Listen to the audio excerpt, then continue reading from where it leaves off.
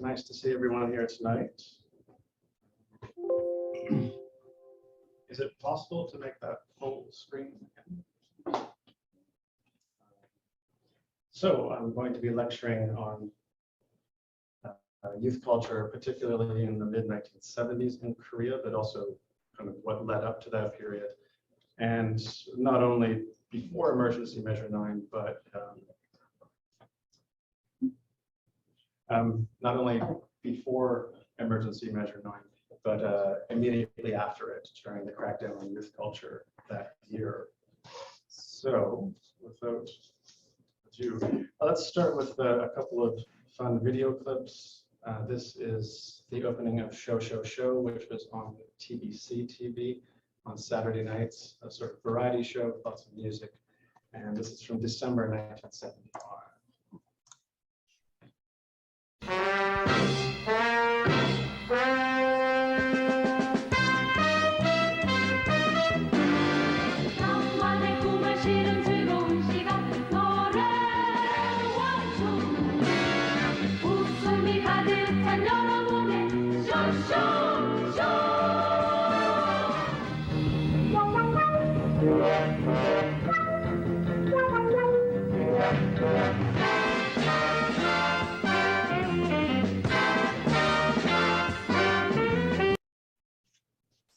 The next clip was released at about the same time, and it is about the horrors. It's a government-produced film about the horrors of marijuana.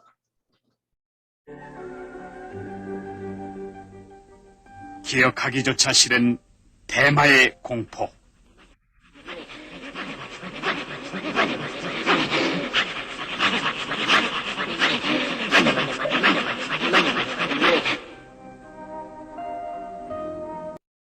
Pretty intense, right? So we're going to be looking at sort of what lies in between these two little film clips we saw. So to start, so American, Western style youth culture really comes initially from the presence of the U.S. military in Korea, partly through AFKN radio and TV, but also mainly through the 8th Army stage. So most of the so many Korean performers performed not only in places like Itaewon and on U.S. bases, but also throughout American bases and the American presence in the Pacific. So here we see Yoon Bo-ki and the Korean Kittens playing Bob Hope show. I think it's 1967 in Vietnam. And in fact, as this 1969 article points out, there were 540 entertainers, Korean entertainers working overseas, particularly Vietnam, but Singapore, Hong Kong, Malaysia, Philippines, Taiwan, Japan. And then the golden goose was, if you were really good, Las Vegas. But youth culture really hits Korea in 1968. And one of the touchstones was there had been people playing folk music, kind of covering American folk songs, but Han Dae-soo returns to Korea from the US. He'd been living in New York City and performing, and he was kind of playing sort of a Bob Dylan style acoustic guitar, a harmonica, and kind of blew everyone away. And so that was a big influence at the time.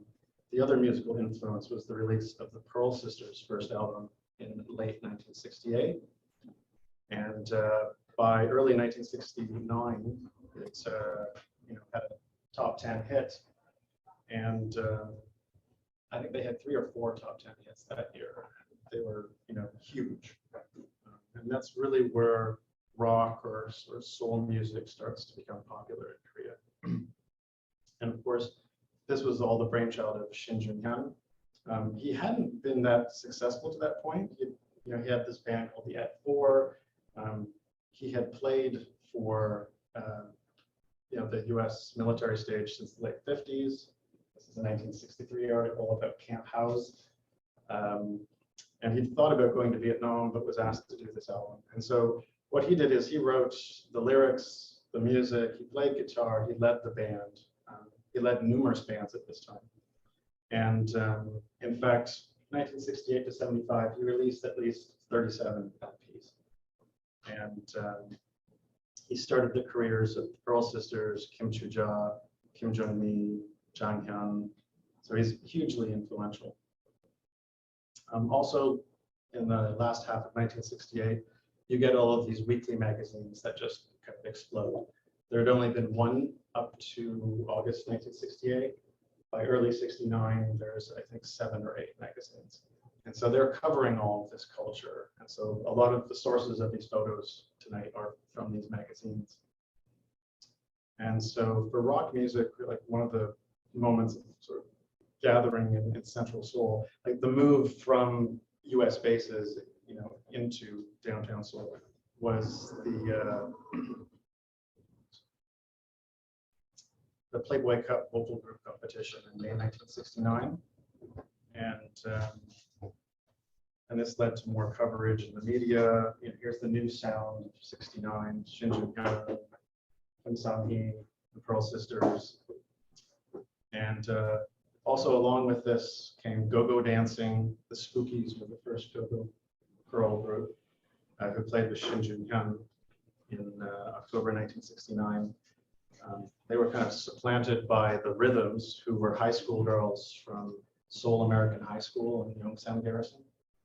And then later the Wildcats in the early 70s became quite popular. And another sort of large moment was the Playboy Cup competition in July 1970. This is where all the top bands competed.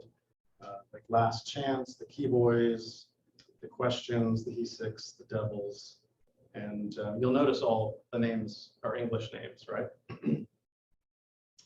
And the other venues they performed in were initially the sort of music salons, but by the end of 1970, most of them had converted to go-go clubs. Sort of most famously, the Tomorrow Go-Go Club. And this was in the basement of the new Joseon Hotel. So these are, I did manage to find some color photos, fashion shoot. And there it is in action. And you know, it would start in the early evening, and then at midnight they would close the door, and because curfew was from midnight to 4 in the morning.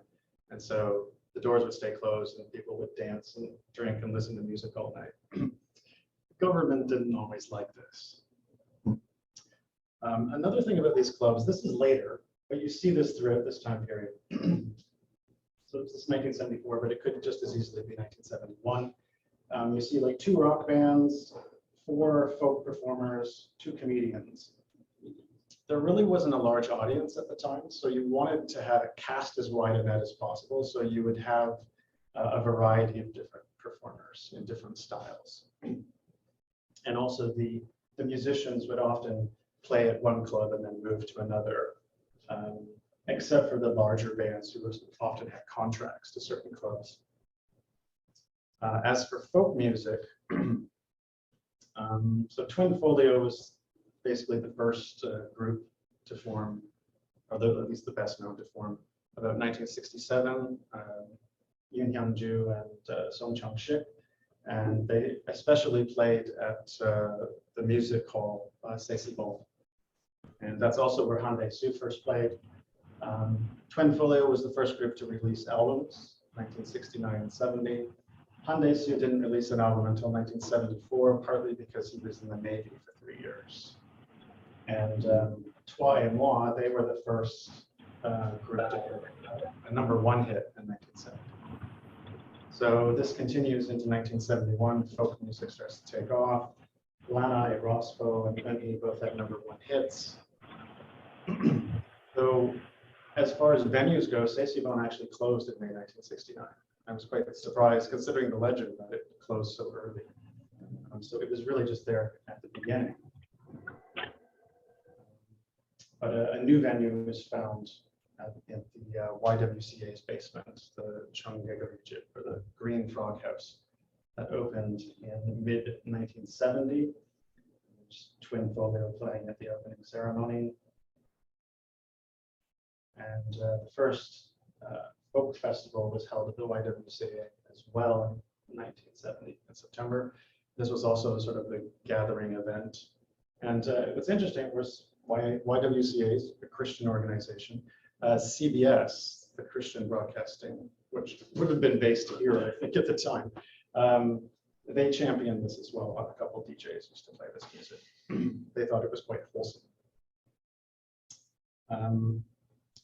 So it was two really important people as well were Kim Min-gi and Yang Hyun.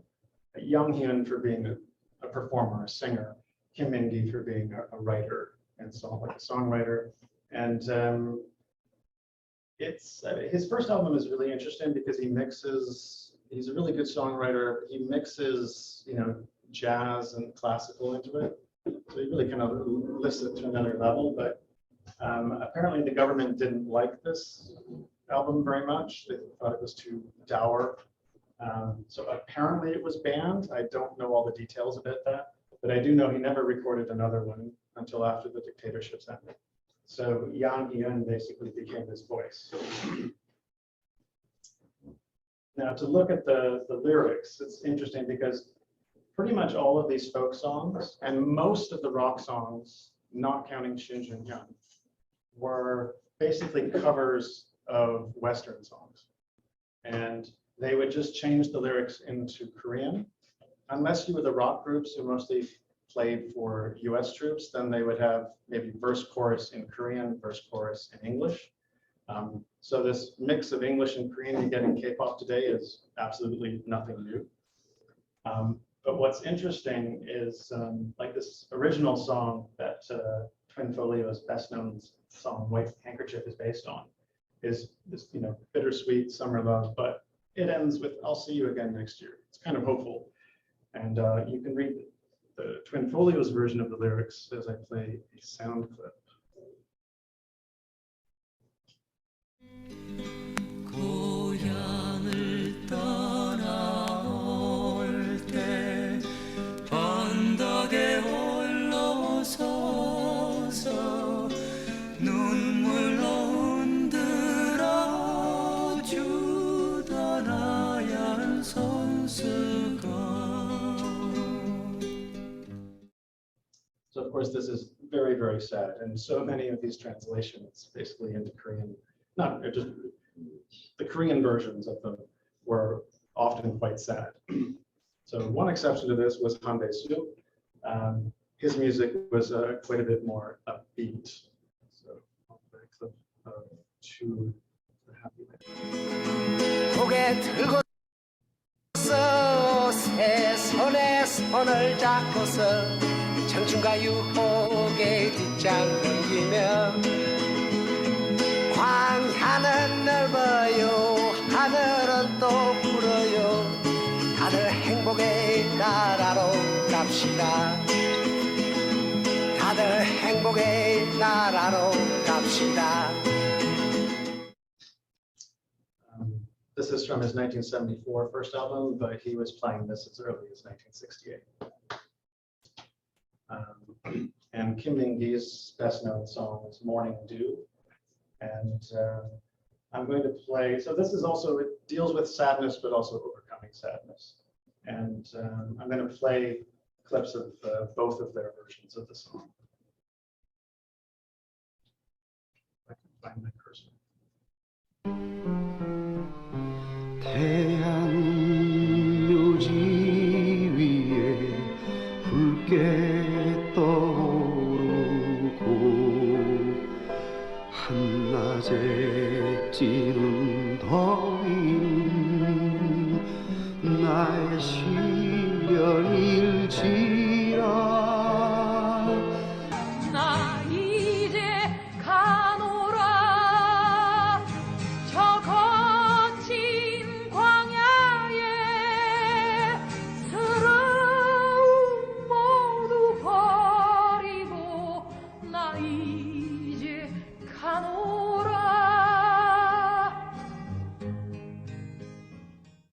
So this song was a #1 hit in 1972, Yang Hyun's version, and it became an anthem of the student movement in the 70s and into the 80s.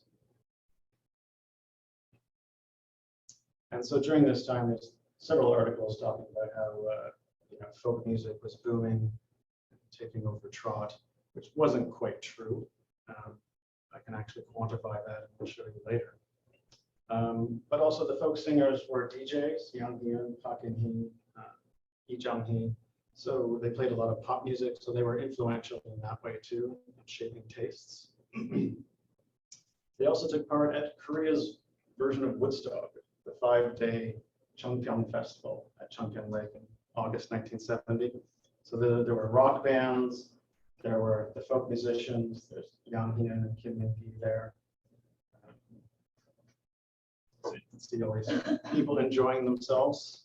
So how did the government feel about youth behaving this way? Well, I mean, here's the 1968 Charter of National Education, saying we have been born into this land charged with the historic mission of regenerating the nation. With sincere minds and strong bodies, we will cultivate a creative power and pioneer spirit. This was what Park Chung-hee, this is what the government thought students should be doing, building the nation, being serious, not being frivolous, wasting time, having fun, really.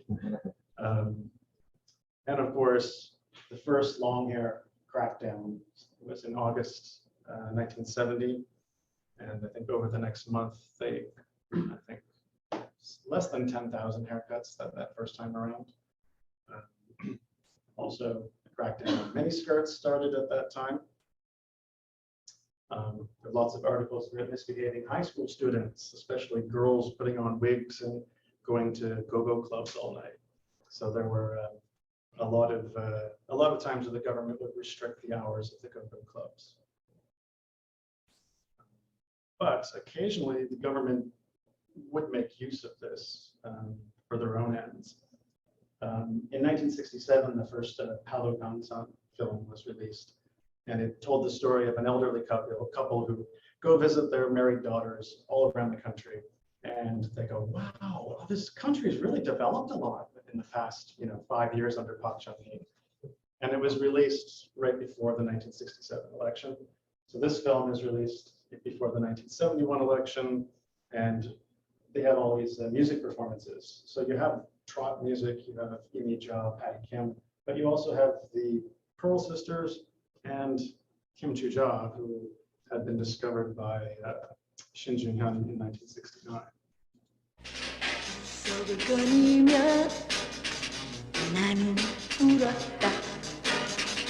빗소리 들으며 나는 울었다. 눈물을 흘리며 떠나던 그 사람 비 오는 날이면 생각이 나네. But while all of this is happening, before and after the 1971 election, you have all these student protests against military training on campuses. And so this was a protest at Yonsei University, and this really picked up steam in the fall. So the government really started to crack down. They also decided at the same time to carry out a crackdown on long hair and decadent trends. And this one sign that a student is holding essentially says crackdown on official corruption first before cracking down on long hair. And during this month-long crackdown, about 50,000 haircuts are administered. But then this whole all these protests end very suddenly when Park orders a garrison decree. Troops move onto campus, and that's it. And then this kind of continues in this way until October 1972, and Park puts the nation under martial law, closes universities, and declares that there's going to be a referendum for this new constitution. And Sunday Soul actually had some of the propaganda about why the new Yushin or revitalizing constitution would be good for people, and it'll bring about peaceful reunification, and you don't have to worry about it. Park Chung-hee will worry about it. Also, you don't need to worry about voting for him anymore. The National Council for Unification will vote for him. So this is voted in, and now that it's Park is basically president for life, controls the National Assembly. In 1970, there had been pushback against the idea of changing the law to make long hair illegal. All of these crackdowns were not based on law. It was just intimidation. So in 1973, the laws changed, and so here, 104,000 haircuts in 1973, almost 150,000 in 1974, and the first half of 1976, over 600,000. Now, clearly, this wasn't working. People were still growing their hair long, and perhaps because and not in spite of the rules. But despite all of this, music was, this pop music was developing. And I actually used the weekly top 10 charts. Most magazines had charts. They use their own sources, but they're fairly similar. And the weekly handbook is the most consistent, so I used it. And so I basically traced essentially how many non-trot songs were on the chart. So 1969, about 13% of the chart space is taken up, mostly the Pearl Sisters. Each color is a different singer. 1970, 12%. Folk music comes on for the first time. Now it doubles in 1971 to almost 25%. Rock, pop, folk music. Now it drops down to about 17% in 1972. This was almost all folk music, but you'll notice there's a gap here at the end because martial law and then Yushin begins. This isn't written about anywhere. It's just, quantifiably it's there. And it continues into 1973. So a bit more, 20%. And then we have 1974. Sorry. So almost 60%. So it's a massive jump. This music becomes really popular, and almost 90% of the #1 songs are rock, folk, or pop music, or often folk rock. Similar numbers in 1975, but some of the song bands start to take effect, and then a drop down to only 40% in 1976, and some bizarre things like one song being #1 for a third of the year, which means some sort of manipulation was going on, because that's just not normal. So to summarize, basically 1974, 1975 are at the high point of this kind of music on the charts in the 1970s. And as to why that was, I mean, right before this period, you have Shin and his band, The Men.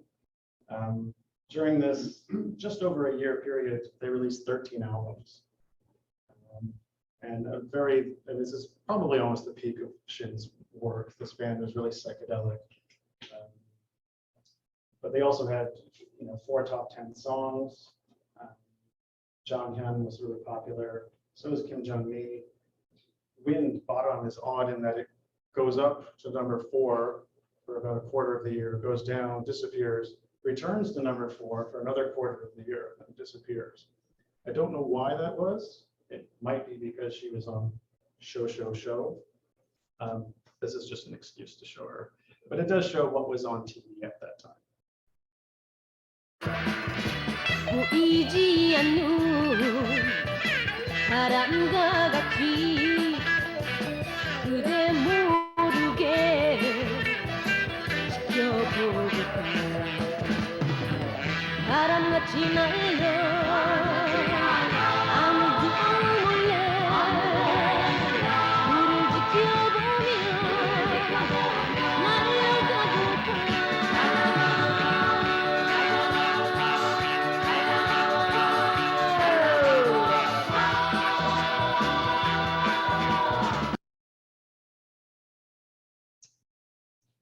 So that was sort of Shin Jin-hyun's brand of folk rock, especially done with Kim Jung-mi. But also the college students, or recently, people who were recently college students, were playing folk rock as well. The shift really begins with April and May, which was basically Baek Soon-jin. He wrote all the songs, sang and played guitar. But he would always have a partner. So his first partner was, does anyone know who that is? Lee Soo-man, the founder of SM Entertainment, the guy who created the whole trainee system that K-pop works on now. They played together for a while. And he used to play this really trippy space rock, actually. And then also he did briefly team up with Kim Jong-ho, but they never recorded anything, unfortunately. But Kim Jong-ho was one of the more gifted singers and songwriters at this time. He played guitar, wrote the songs, sang. He also wrote songs for The Onions, and who had like 3 #1 hits in 1974. They were huge at the time. And also for 2/8 as well. So basically, Kim Jong-ho wrote #1 songs that he sang or that they sang, and was quite popular at the time. Also, they had these series, omnibus series, 10 songs, 10 different singers. And Kim Jong-ho was one of the prime songwriters, and Ma was the guy who arranged the songs generally. But another note of this music, the folk rock, was Ichan Hae.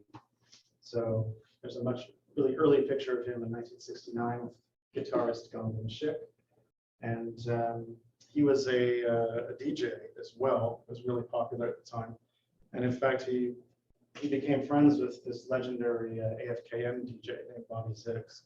And this article is about them actually. They had radio shows at the same time, so they were cross DJing each other's shows one night. I don't really know how that worked, but it sounds kind of cool. And Ichan Hae had this massive hit, sold 100,000 copies at the end of 1973. It's You or Phenomena.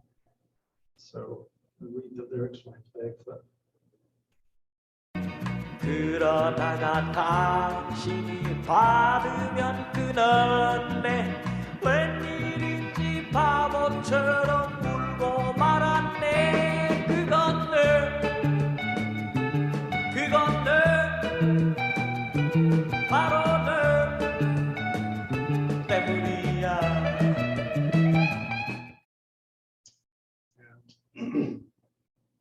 His secret weapon really was his friend Gansan Shik, who was a really talented guitarist. He's not very well known, which is really too bad. He's really versatile. He was also part of Ichan Hae's backing band, Light of the East, or Dongbang Bit. There's no albums with that name, but that was their live, when they played live, that was the name they went by. And while he played in a lot of style, he pioneered this fuzz guitar sound that Sandalwood would later use.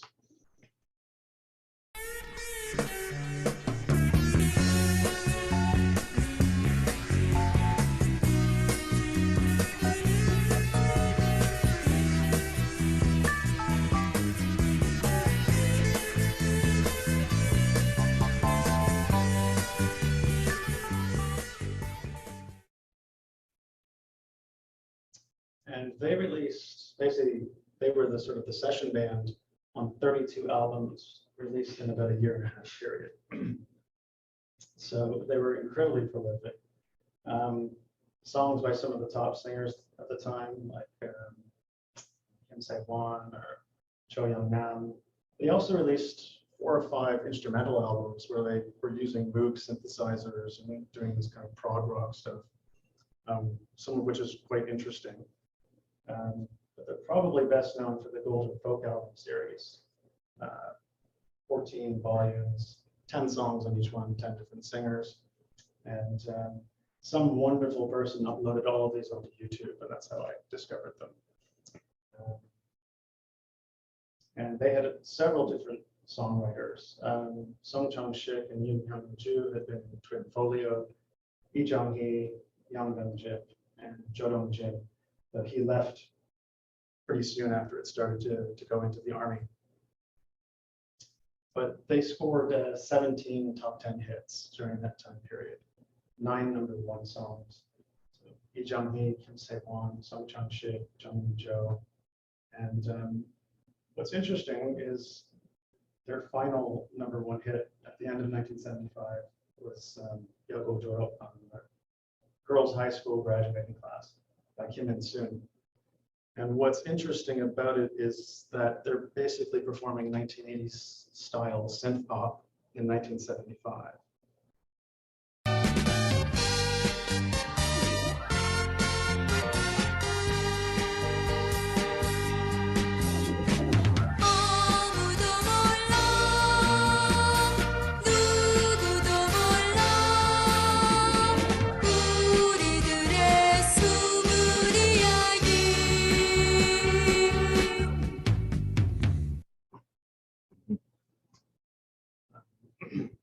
if we look at some of the lyrics, probably the best lyrics, I think, of this time, were written by Kim Jong-ho. White Butterfly was a huge hit at the beginning of 1975, and we'll play a clip of it here. 꽃잎은 시들어요 슬퍼하지 말아요 때가 되면 다시 피고 서러워 말아요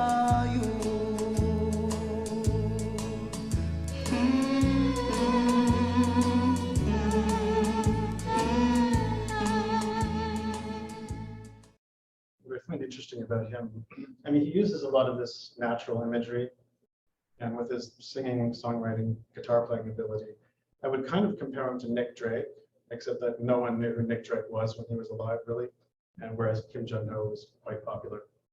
I'll also note he has lyrics like, but don't be sad, don't feel sorrow, but the music itself is quite sad. They're kind of like opposing each other. Also, the use of like Nagane, the lost traveler, comes up in the first song he wrote that was a big hit, which was performed by the Onion's Little Bird.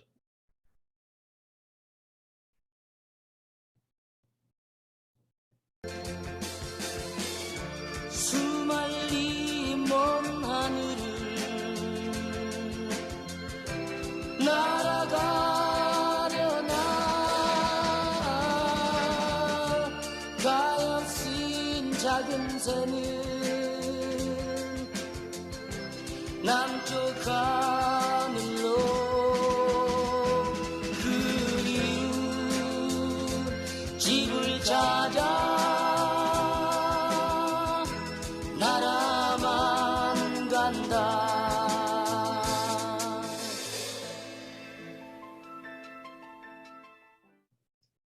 But this idea of the poor little bird, searching for its longed for home, kind of reminds me of The Road to Sampo by Hong Seok-young.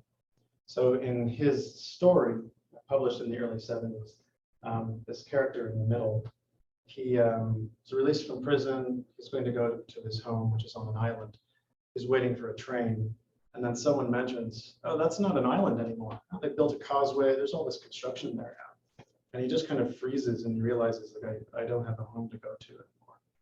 And when you think about all of the urbanization, how many people were moving from the countryside to the city, it kind of captures that. And what's also interesting is that when this was turned into a movie in 1975, directed by Lee Jang-hui, his producer wanted to kiss up to the government. So he said, "Why don't we give it a happy ending?" And Lee Jang-hui said, "Over my dead body." And then he died of cirrhosis of the liver. So at the end, the man is on a bus going over the bridge to the island, and he goes, "Wow." Completely bastardized ending. But this is, reflective of the pressures that were put on people and inducements to conform with what the government wanted at the time. So if we're going to talk about film at this time, relating to youth, we have to talk about Choi In-ho. Choi In-ho was a really well-known writer. He first came to notice in the late 60s, and but became really famous when he wrote Il de l'Égoïen, or Heavenly Homecoming of Stars. It's an awkward translation, but he said this was published serially in the Joseph Milbo every day. And he said, "I wanted to tell the story of a woman who was killed by a city, namely Seoul." And he was thinking of all of these girls who were coming up from the countryside, who the media would criticize as being thoughtless and coming to Seoul with no prospects. And many of them ended up at factories or at sex work. And so this story was really popular. And so it was turned into a film. So he turned to his best friend, Lee Jang-hui, his classmate from high school. Lee Jang-hui had worked for Shin for about 7 years. Shin's most famous for being kidnapped to North Korea a few years later. And, you know, they wanted to try something new. Choi In-ho wrote the screenplay, and they decided to get their underclassmen from high school, Ichan Hae and Gansan and Light of Eights, to do the soundtrack. They also were trying to get some attention. If you look at the album cover, this was quickly banned. But the movie was a smash hit, the biggest movie ever to that point. If you sold 100,000 tickets at the time, you were doing really well. 200,000, nice. This was about 500,000 tickets. The director was utterly shocked. But I think it appealed to young people and older people because it is sort of a traditional story, but it's like a melodrama, but it's told, you know, sort of in flashback structures. It's non-linear and really good performances, but also, you know, there's these, you know, this really great soundtrack, and there's scenes that are almost like a music video. So I'll show two scenes here. One is right after Moon-ho finds out, before he meets her, that he has an STI, and he's told stay away from women and from booze for the next 2 weeks. So he's really bored. And the other scene is when she goes on a date with her first boyfriend.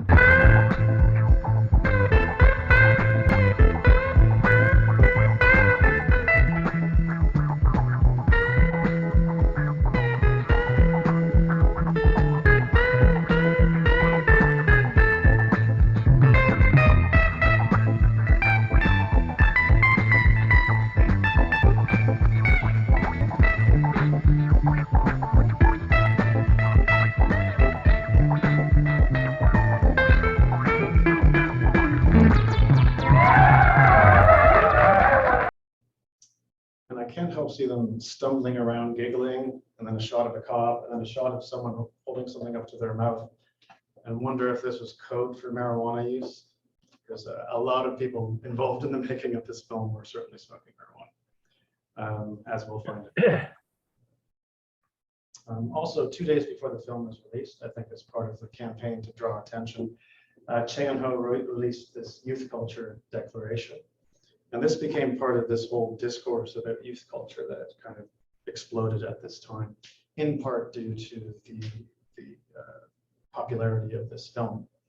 So you have the blue jeans and acoustic guitar tribe. Shin, this academic journal, spent about 40 pages with academics discussing youth culture. An earlier article, Today's Youth Idols. It's interesting because it's noted that some the sort of student activists or intellectuals kind of looked and said as if entertainers could be our heroes. Because in fact, I would say Park Chung-hee and the students who opposed him often had kind of similar ideas about Western culture. They were both very suspicious, didn't like decadence. And quite a few students were, of course, involved in trying to sort of recover traditional culture as well, and that shouldn't be forgotten. And this would especially be used in protests in the 1980s. And it was about university students that Choi In-ho wrote his next novel, March of Fools, kind of showing them being bored and aimless and not sure what to do with life, and being grabbed by police to have their hair cut. And this was turned into a movie in 1975, arguably the best movie, I think, of this time period. Directed by Ha Gyal-jung, who had been educated in the US. Again, Light of the East did the music for it, but with Song Chang-shik singing. And these two songs, Wei Fu Lo and Gore Sanya, were, these are kind of iconic songs from this time and are featured in the movie. And here's where Why Do You Call Us features. This is quite well known. 야야야야 재수없게 걸려봐 고속도로 생기지 인석아 너희들 어디로 도망가는 거야? 어? 따라와 왜 불러 돌아서 가는 사람 왜 불러 돌아질 땐 무정하던 왜 전부장이 서 있습니다.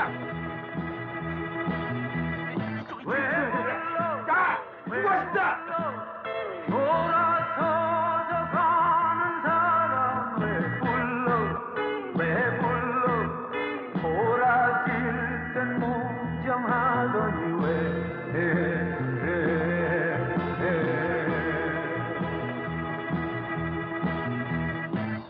자꾸 마음 설레게 해 아니 언제지 들어서는 안 되지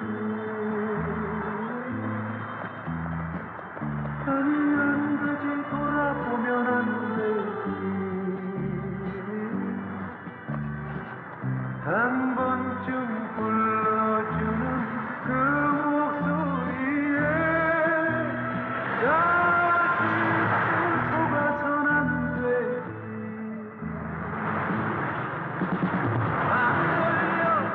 안 돌려 마음 없이 부르는 소리 안 돌려 아무리 소리쳐 불러도 That close-up of him was banned when it was originally released because the cop himself has long hair. So the other song was Whale Hunting. It's actually written by Choi In-ho. Actually, what you see in this movie is more of this synergy between the music, the lyrics, and what's happening on screen. So I'll play a bit of this with the lyrics and a bit of it playing in the movie.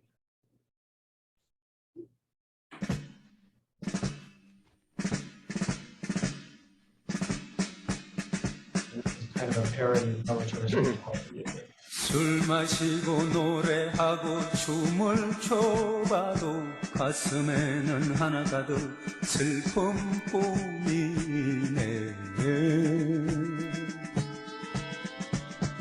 무엇을 할 것인가 둘러보아도 보이는 건 모두가 돌아앉았네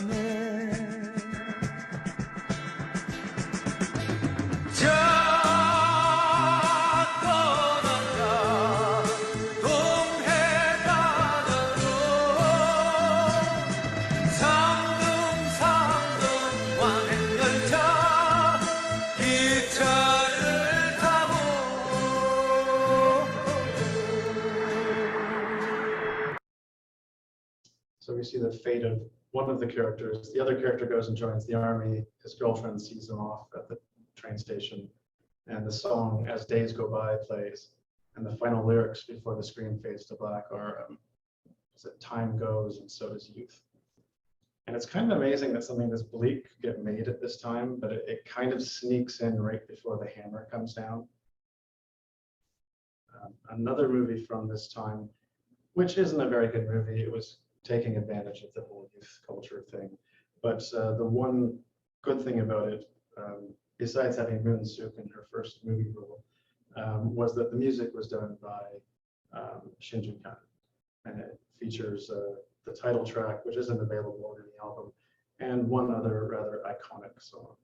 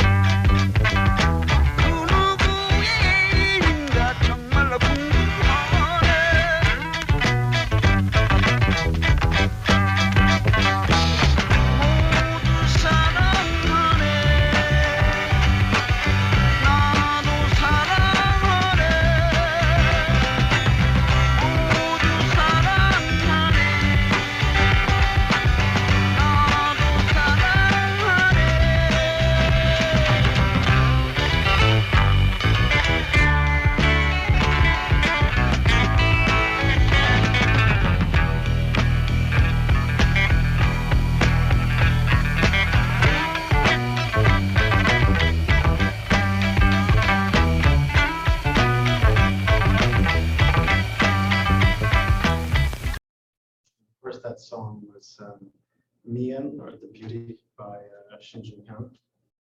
And this was a massive hit in early 1975. Probably the biggest hit Shin Jin-hyun ever had. It was with his new band, the Yapjeondeon, or the Brass Coins.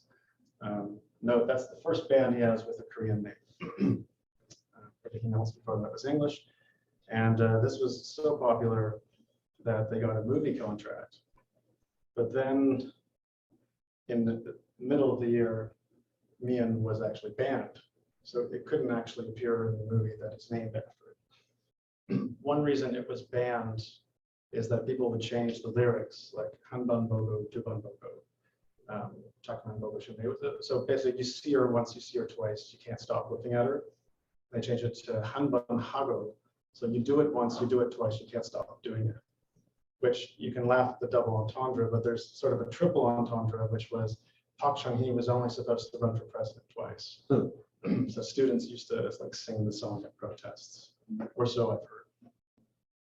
At any rate, this isn't a great movie, but it does have these great musical performances, and it does have them running around in Myeongdong. So you can see what Myeongdong looked like at that time.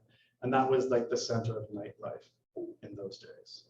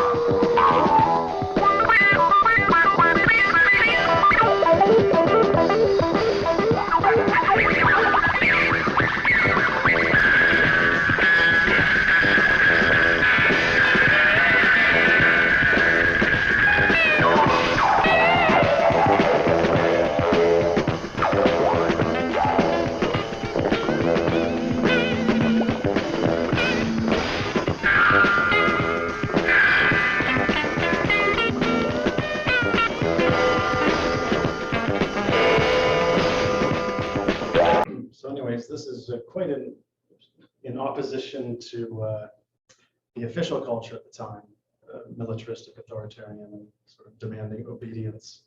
And so a clash was inevitable. As students had been protesting the Yushin constitution, and dissidents for several years. And student protests really exploded in the spring of 1975. And so Park Chung-hee declared emergency measure number 7. These emergency measures or decrees where he could just issue them and no one could oppose him on that. And so they closed Korea University, sending troops. Other universities closed. And then at the end of April, the Vietnam War ends. Saigon surrenders. Park Chung-hee, I think, did generally kind of freak out, but he definitely used it. He took advantage of it to just use it as an excuse to crack down. And the government organized all of these demonstrations of patriotism and anti-communism, and which kind of culminated in this May 10th Yoido rally. Supposedly 2 million people. I think that's a bit exaggerated, but it was a lot of people all mobilized by the government. And then 3 days later, he issues emergency measure number 9. And this just outlaws all dissent. You can't criticize the Constitution, the president, or emergency measure number 9. And what follows then a week or so later, the Student Defense Corps is reinstated. All students must join. All university circles, recreational circles, are closed. And then begins the attack on culture. The Ministry of Culture decides to purify all popular culture, including TV broadcasts, records, songs, albums, plays, and movies. And to be corrected was indiscreet introduction and imitation of foreign trends, decadent speech, movement, long hair, clothing, and music. I assume movement means dancing. And so in June, the Korean Arts and Culture Ethics Committee gets started with the first gumjigo, or song bands. Well, the first of this time period. These had been around for a long time, but they usually just took place sporadically. They would look at songs and decide, no, we don't like this. But there weren't very many, really. But here, 43 songs banned, including 5 Shin Jung-hyun songs. And in July, 45 more songs banned. 9 Shin Jung-hyun songs, including Mian, and well, basically half of the first Yeokjun's LP, and Autumn by Kim Jong-mi is banned. 4 Ichan Hae songs. October, 48 more songs were banned. November and December, basically 260 foreign pop songs are banned. That's decadent, including protest songs, horrible stuff like Joni Mitchell. It's a good thing they're not listening to that. They also targeted songs in December that were at that moment on the charts. So they got pulled. Achimiso by Yang, Morning Dew got pulled. And you see this cartoon of the committee bashing Shin Jung-hyun over the head. And in fact, I mean, that works. I discovered on YouTube, I couldn't quite figure out what this album was, and I finally figured it out. They'd recorded this really great psychedelic LP, 11-minute droning psychedelic songs, and they just decided, you know what, we're not going to release this. It's not a good time. So they put it aside and recorded this album with lots of healthy songs. It's not a very good album, though I think at the same time, so they're obviously pressured to do that, but you can also see, I think they're kind of taking the piss here with their suits on and posing the way they are. And it should be said as well that you couldn't openly say anything about, you couldn't, criticize the government, criticize society at all. It just wasn't allowed, and everyone knew that. The most you could get away with, I mean, Han Dae-soo's first album, I mean, look at that cover. I mean, he's conveying disgust, but he's not saying anything, outright. But on his second album, there's an instrumental song called Death of a Grasshopper. And the government decided, the Grasshopper's Park Chung-hee, they banned it, they recalled it, and he decided, he worked at the Korea Times at the time. Sorry, I was just going to say that. I was thinking, we interviewed him for the Korea Times. Yes, the Herald at the time was the government newspaper. And he was worried about losing his job, so he just decided, you know what, I'm not going to make music. And he decided to move back to New York. Eventually, yeah. But, and if these kind of inducements were enough, mandatory songs, healthy songs are on every LP from 1976, or at least most LPs. and nothing makes you get up and turn a record off faster than one of those things coming on. And then finally in December, the marijuana shock, the marijuana crackdown begins. According to prosecutors, and they could very well be lying, but it kind of makes sense to me that they had planned a crackdown in advance. I mean, I'm going to show you a propaganda film. You saw a bit of it, but that was clearly shot in summer or early fall. But I don't think they anticipated what was going to happen. They just wanted to arrest a few people, make examples of them, move on. But so they get, you know, 3 of the top pop singers at the time, including Lee Jang-hui, and then they get more names and more names, and eventually 80 entertainers are arrested, the like top performers at the time. So the police are, you know, parading photos of marijuana paraphernalia. It's on, you know, magazine covers, and then this just becomes a propaganda onslaught, really. Yeah. My youth turned to ashes. I was in the grass tribe. Singers, right? Slow. Singers involved are completely suspended from TV and radio broadcasts. And of course, the music industry suffocated by smoke of madness and hallucination. And you know, all these people are now in prison, and you know, so there's always broken recording contracts, TV contracts, movie contracts, you know, performance. So it really does turn everything upside down. Is marijuana the medicine for folk singers? So it's targeting folk singers.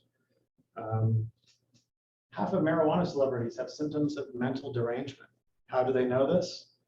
Most of them were put in mental hospitals as drug addicts, and they spent quite a bit of time there. This is a nice little propaganda piece. You know, why hasn't our cheerful music come out correctly? So it links these pot smoking folk singer DJs who play pop music to the need to purify, you know, basically the music world in Korea of this form of pop music. And as it says, the 1970s are the era of pop music pollution. There's also some interesting cartoons like this marijuana cigarette smoking person, or one of my favorite articles, Marijuana and Sex. And you probably guess what they're going to say. After 9 weeks, you become impotent and sterile. Unless you stop, and then it just comes back, because we're totally lying to you about that. But so it's just this wide-ranging propaganda against marijuana, against all this pop culture. And they also released, I showed you a clip of this earlier, Marijuana's Harm, which tells the story of a college student who, after atoning in prison, tells of his experience with the frightening reality of marijuana. And so we see how he starts smoking, he looks at psychedelic posters and freaks out, goes on a picnic with his friends, his friend gets high, jumps from a cliff, dies. So to deal with this, they sink into marijuana addiction and then get arrested, and then are taken to a mental hospital and are incarcerated in prison. And there's also a doctor who explains how marijuana will make your brain fall out and make you urinate. But at the end, he gets a haircut, rejoins society. Good for him. I should note it was Mark Russell who first discovered this video clip more than 10 years ago. That's actually kind of what got me interested in all of this. But what's interesting is that for all of this moral story, to capture what marijuana is like and to maybe connect with the kids, they ended up making one of the most psychedelic films of this time period. Here we go.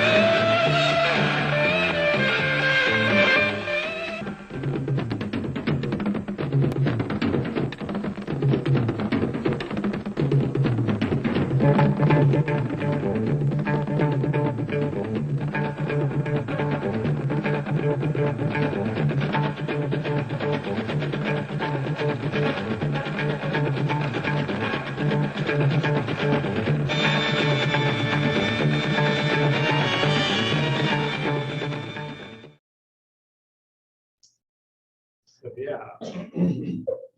Now that is in opposition to the kind of music that Park Chung-hee liked, which sounds suspiciously similar to the sort of Japanese war marches that he learned in the military academy in the 1940s. And this is the song he wrote the lyrics to that was released in late 1976 and played everywhere. Every morning at 6 or 7 a.m. in government buildings and villages, the national anthem and this song would play. I'm sure people loved it.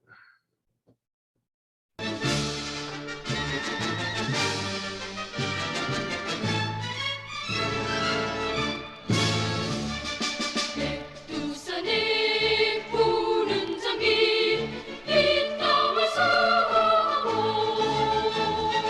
한라산에 높은 기상 이겨내 지켜왔네.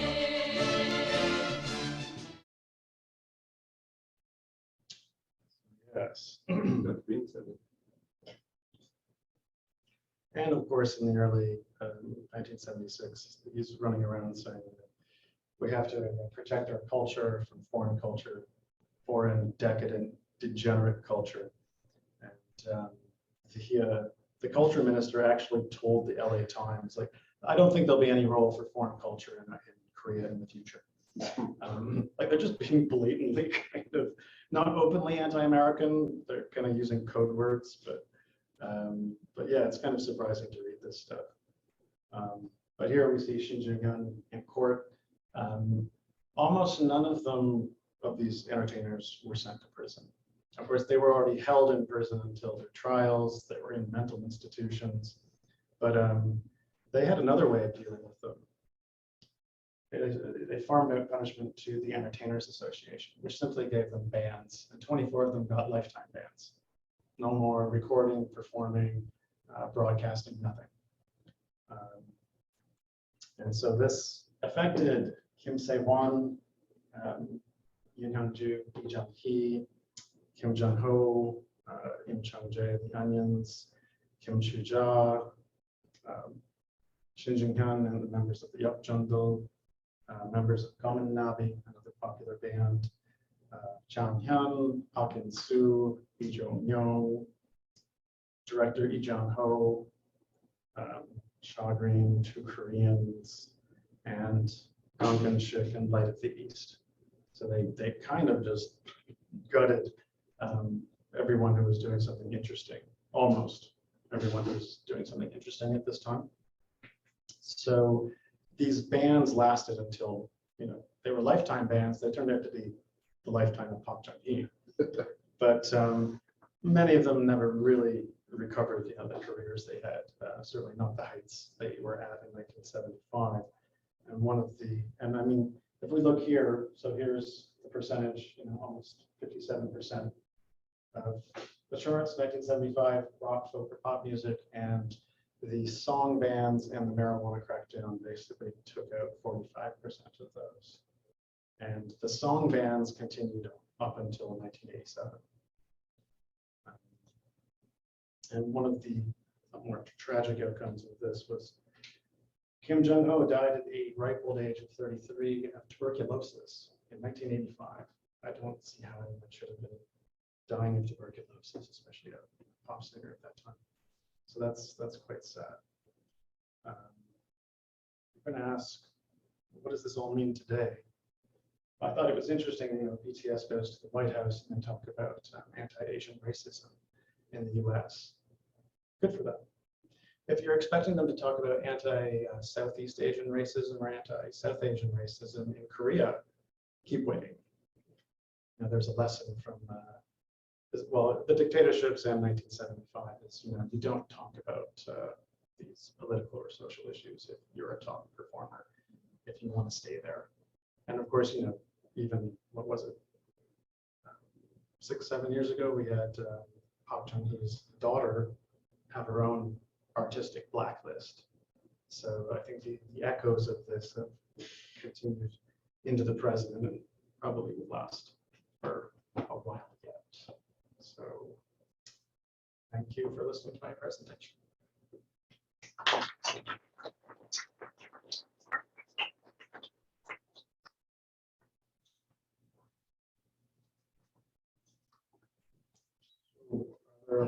Thank you very much for your excellent presentation.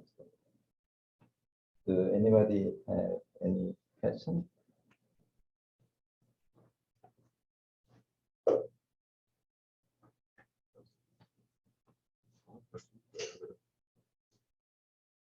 If anyone wants to write questions in the chat screen. Well, I have one question that's a little off topic from all this kind of, but is parallel to it. Shin when he first started out, I believe he was doing country music. And I've been in touch with one of his former bandmates who continued with country music and looked down on psychedelic music quite a lot. I'm wondering if you, it doesn't seem like it's visible in any of your archives or anything, but did you ever see much or look into the life of country music in this country? Did it die out completely? Did it go underground or anything like that? I think, yeah, when I've looked through these magazines, I haven't really seen much about country music. Maybe it just didn't escape off base enough or something. Perhaps, yeah. I'm trying to think. There were a few performers who did country-ish kind of songs in the late 60s, but yeah, it's not really something that was focused on. Yeah.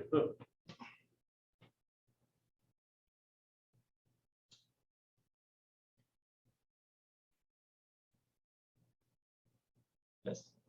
So it's interesting that trap was sort of the main staple of music up to the 70s, but how would you place it today?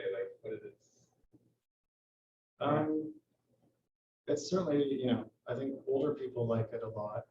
I think there are, I don't know, it seems to pop up now and again. You'll get some performers who will do a trot song or two, like Super Junior years ago, do some.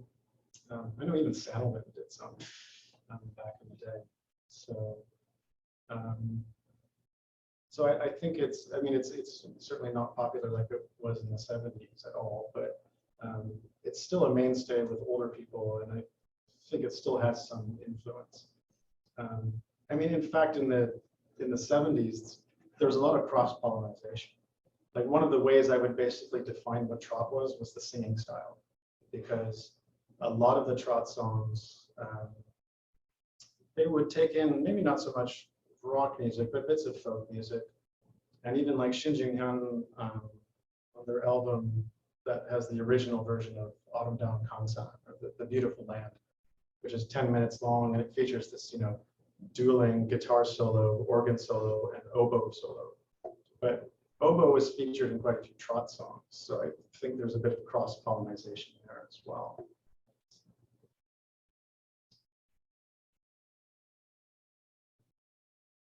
Any other questions? Yes. Where do you see folk songs still playing a role in today's either popular music or underground music? Is it still present in as a musical fiction? John might have a better idea of that actually than I would. I would say, at least in like the underground music scene, that like a lot of these musicians you've talked about are still very well remembered. There's Seoul Electric Band, which has a member of one of Shin Jun's sons playing in it. All his sons are still active in music, so they're still playing, and yeah, it's still quite a thing. I was at a street festival once, and Han Dae-soo walked by. He was just, hey, what's this? You know. So yeah, like all my Korean friends immediately like ran over to say hi to him. So yeah, these guys are respected.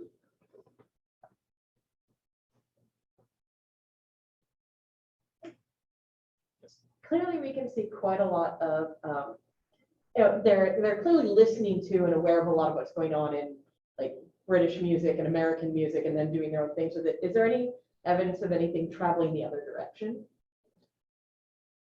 I'm asking the wrong person. Sorry. Well, I mean, certainly you did have, you know, what's their name?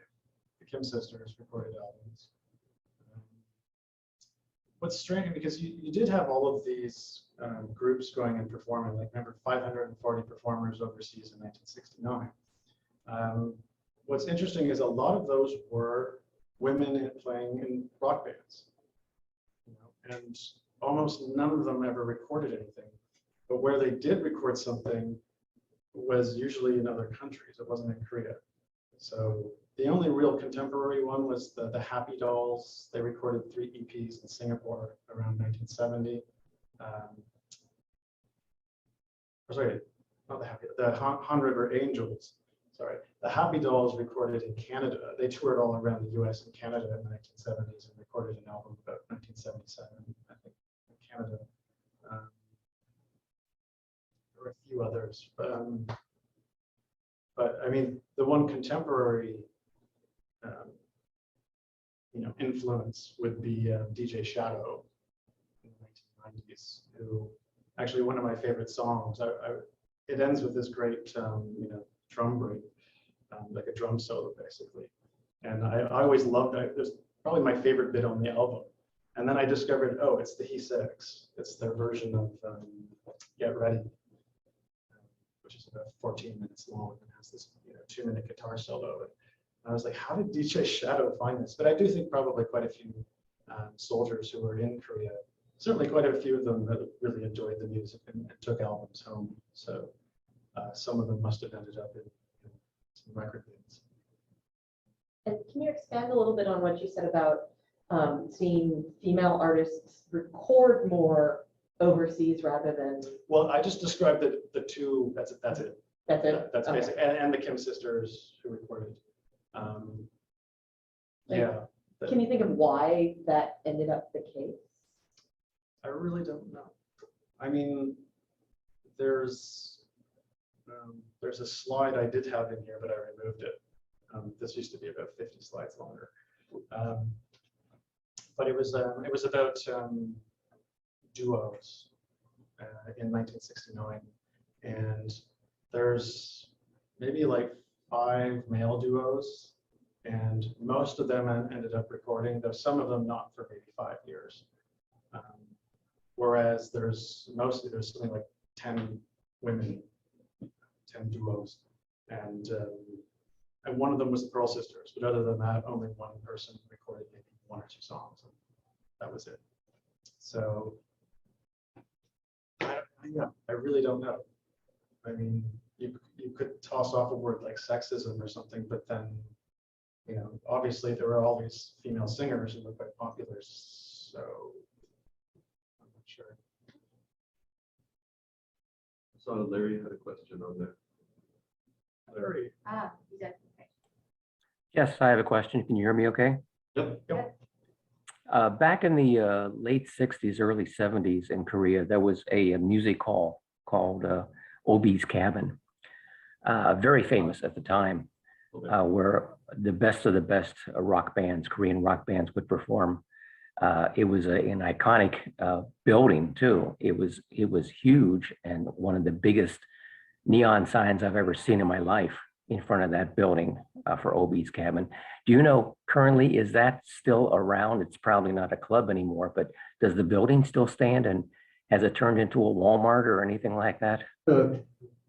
Well, basically, that building still stands. What I'm not sure, there is a place called Obi's Cabin, which is now north of Chonho. It's smaller, but it hosts a lot of kind of musicians playing music from that time.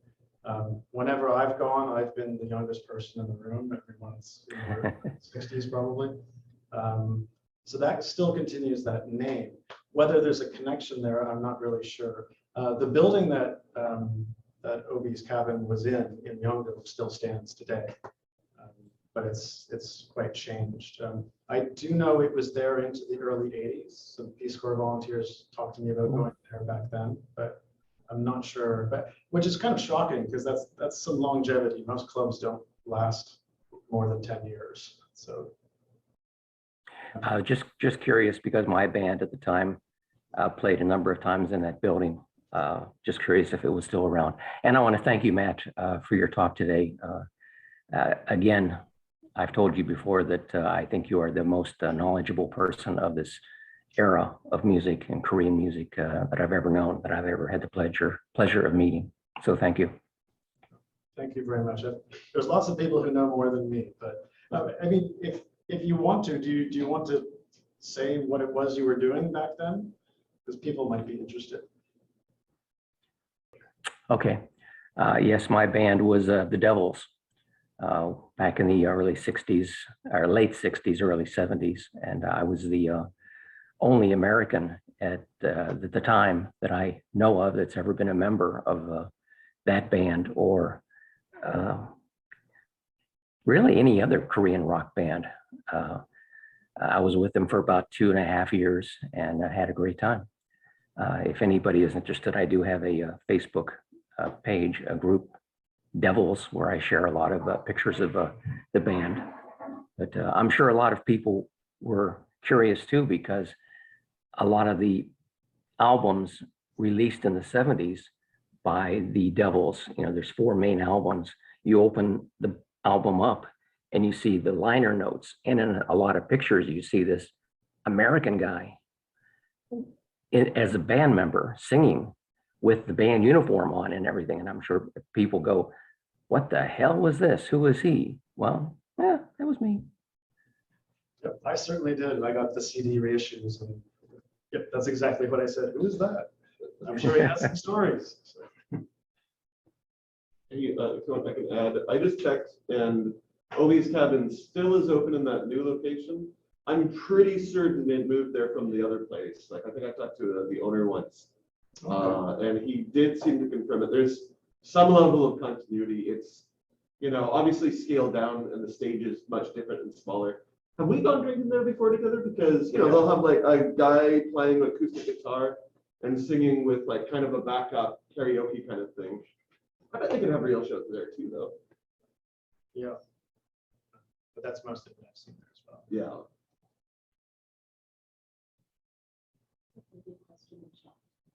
Oh, there we go. Are we gonna read it or? Sure. Sure. So Riley said, thanks for sharing your discoveries and insights. I wanted to ask a question about perceptions of the modern in this culture war of the 60s and 70s. Your research shows that Park Chun-hee wanted a wholesome national culture. He was also trying to promote modernization. Did Park's regime have a coherent vision of a straight-laced modern culture to supplant the foreign influence of folk and rock music culture? I don't think he really had a coherent vision. I mean, I think it was very influenced by his experiences in the 1940s. I mean, in fact, you know, when you see these crackdowns, I didn't mention this, these crackdowns you see in the 1970s are very similar to what you saw under total war in Korea under Japan in the 1940s. There were song bans, you know, and censorship. And so there's a lot of similarities there. When I was at the University of Washington, I studied under Yong-chul Ha, who was studying Park Chun-hee's ideas about like basically using traditional culture. And he was sort of, you know, midway through reading a lot of Park's essays, but he thought that Pac didn't really have a coherent idea of how to basically meld tradition and modernity together. He just seemed to be, I think he just seemed to be using a lot of, well, yeah, what he learned in the 1940s and trying to apply it to the modern day, and basically just trying to keep negative influences at bay. I kind of perceived it as being, you know, on one side you have this Western culture, decadent and all this, but that wasn't the only decadent culture. There was also the traditional culture, which I kind of saw like as being on the other side. I think it's kind of wrong to separate them. I think it was all seen as decadent culture and wasteful because you had all these rules about curtailing expenses at weddings and funerals, and so yeah, sorry, I don't have a great coherent answer there, but yeah, just basically, I don't think Pac had a real coherent vision. It was more fighting against what he didn't like. So I hope that answers your question.